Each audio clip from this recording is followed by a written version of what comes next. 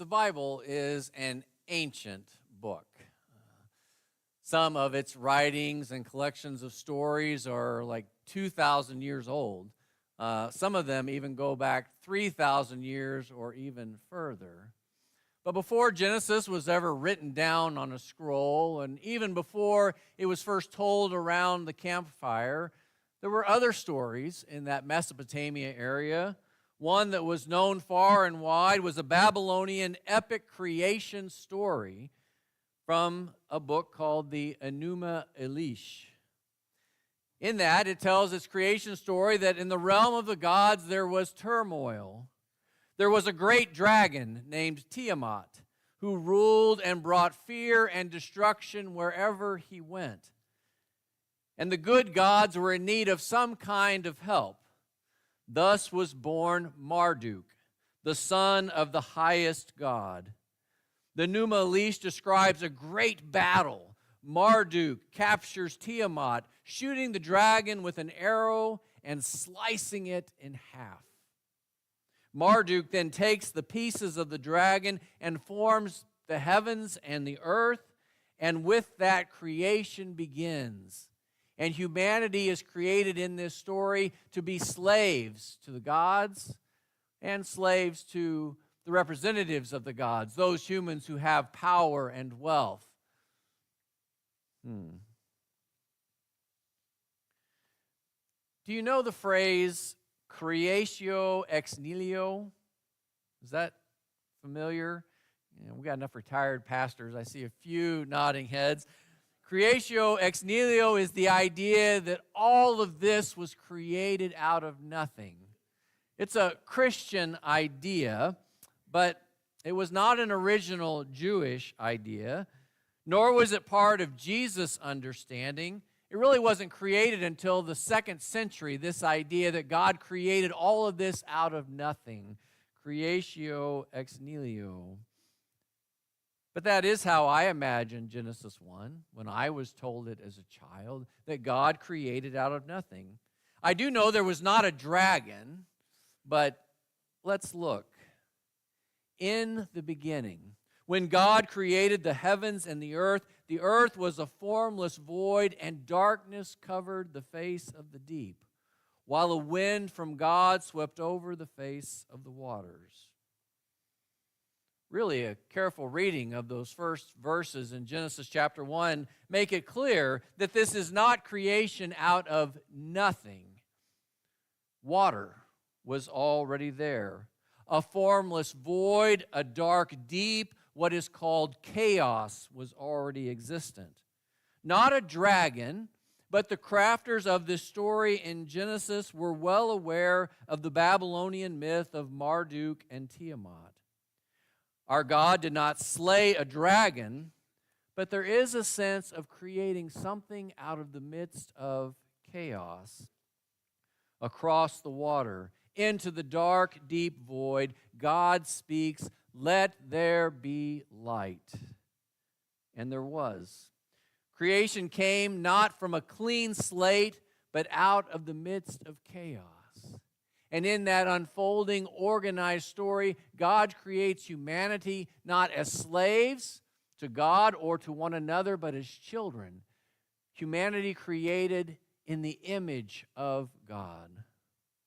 Beloved. During Lent, some people decide to give up some things for a season, things that sometimes get in the way of our living. Things, roles, worries, fears, grudges, making space for the Spirit of God. But we can never make a clean slate in which everything is gone. We can never completely just start over. That is true of our lives. We can't erase the board, wad up the paper and toss it away, or ditch all that we've ever said or done.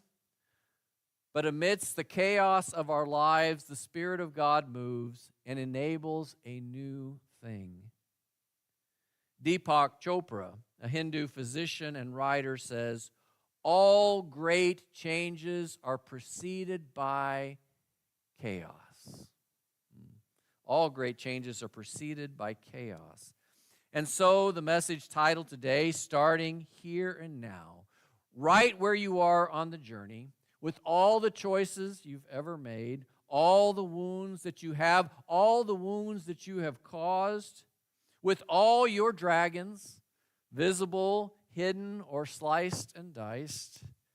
As the UCC says, no matter who you are or where you are on life's journey, you are welcome here in this moment. Right now, at this moment, God is ready to create something new out of the chaos of your life. Take the example of Paul, a persecutor of early Christians. God meets Paul on the road in a vision of Jesus the Christ.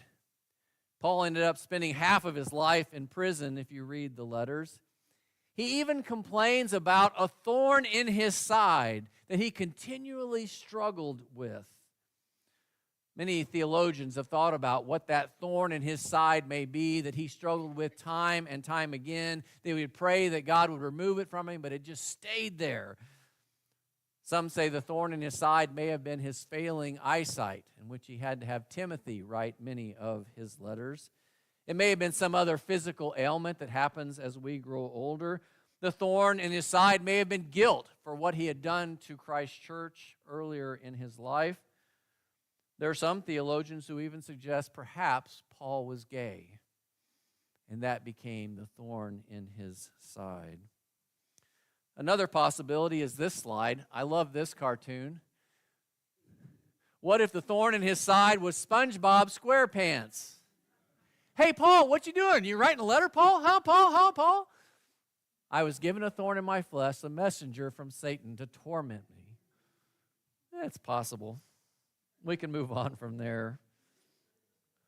Paul was a nightmare for the followers of Jesus, but he discovered a faith that was not about starting over, but finding a way to work with what you've got and create a new way forward. John chapter 1 starts with the phrasing from Genesis chapter 1. In the beginning. In the beginning, John says, in the beginning was the Word, the Logos. Ultimately, in John chapter 1, verse 14, John says that the Word, the Logos of God, became flesh and dwelt among us, as he begins to reveal in Jesus Christ. But what he says about this Word is that in the Word was life, and the light was the light for all people, and the light shines in the darkness and the chaos, and that darkness and chaos cannot overcome it. For many of us, that's the kind of light we're looking for, the light we need to move forward from the point where we are. Jesus comes amidst the chaos of religion, of empire, of politics, of life. One song that's sung in some churches has been sung by our choir before, Shine, Jesus, Shine. Do you know this song? I think we have the lyrics that can come up on the screen. It goes like this. I'll sing it a couple of times. You can join in as you know it. It really has this idea of this light of Jesus coming into the messiness of life. Shine, Jesus, shine. Fill this land with your light and glory. Blaze, Spirit, blaze. Set our hearts on fire. Flow, river, flow. Flood the nations with grace and mercy. Send forth your word, Lord, and let there be light. Shine, Jesus, shine. Fill this land with your light and glory. Blaze, Spirit, blaze. Set our hearts on fire. Flow, river, flow. Flood the nations with grace and mercy. Send forth your word, Lord, and let there be light. Light in the midst of chaos. In this last week, 3 people connected with Southwood passed over from this life. Each person was unique, but their endings involved some form of chaos: kidney and liver failure, an amputated foot, the return of cancer long ago defeated. And I cannot or will not or choose not to explain away the chaos. But each were not alone in the midst of that journey, and the darkness did not overcome them. In these days, we wait to feel once again the stirring of God's Spirit over the face of the chaos, in memories and in stories, in silence and in companionship. I know that life can be chaotic at times. I know that the darkness can sometimes be overwhelming. But you can start here and now to sense the movement of the Spirit, to see the glimmer of hope and possibility, to feel a flame in your heart ready to be set ablaze. I'd like for us to end with the knots prayer. K-N-O-T-S, the knots that our lives and chaos get all twisted in. As we seek to confront all of our knots, N-O-T-S, in our life, all of the darkness and all of the chaos. The knots prayer is here on the screen. I invite us to read together. The author is unknown. Dear God, please untie the knots that are in my mind, my heart, and my life. Remove the have-nots, the can-nots, and the do-nots that I have in my mind. Erase the will-nots, may-nots, might-nots that may find a home in my heart. Release me from the could-nots, would-nots, and should-nots that obstruct my life. And most of all, dear God, I ask that you remove from my mind, my heart, and my life all of the am-nots that I have allowed to hold me back, especially the thought that I am not good enough. Amen.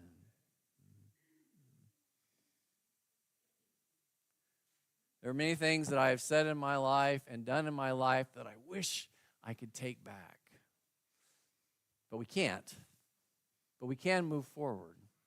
The choice that we make now as we walk from this space will set where the trajectory is for us in the week that is to come. May it be so, starting here and now. I invite you to join